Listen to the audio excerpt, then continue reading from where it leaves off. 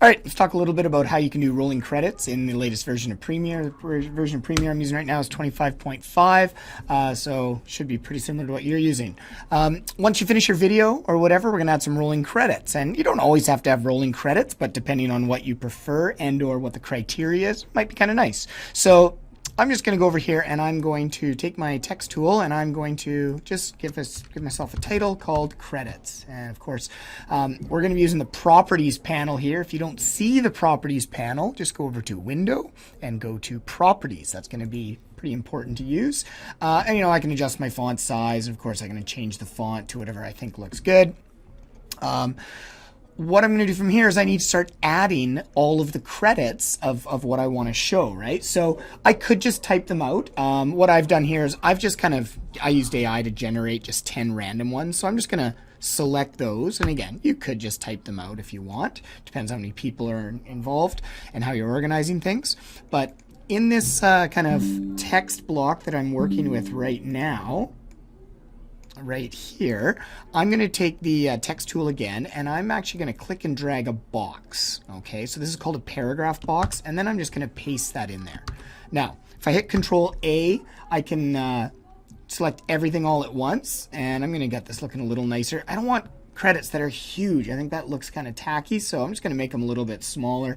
And there's all these properties in here that you can kind of mess around with. So for example, if I use this little guy right here, I can change the spacing between them. And here, for example, the VA, I could change the spacing in between each letter. So you get kind of the look that you're looking for.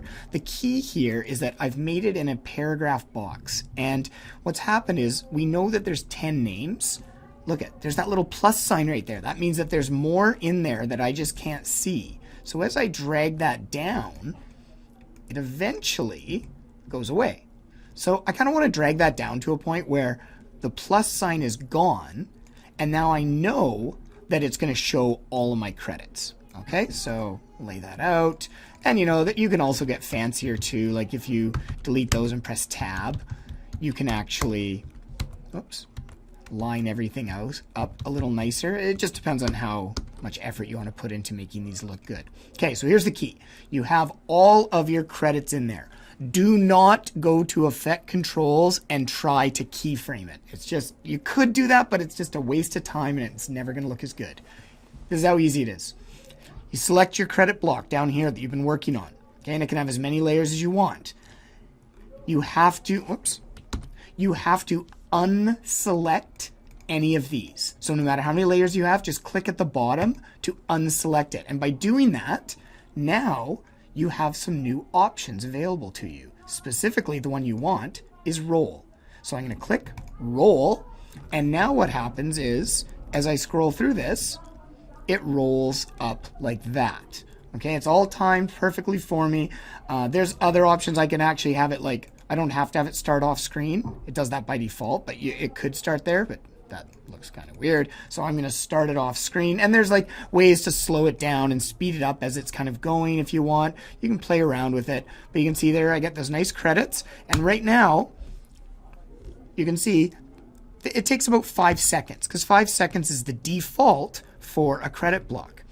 If you take this and I stretch it out, what it does is it automatically will slow down your credits, right? Because you're telling it that I want it to go through all these credits, but in a longer period of time. Likewise, if I shorten this, it's going to go much quicker. So you just have to find a balance so that as you're going through, people could realistically read all of that and not get overwhelmed.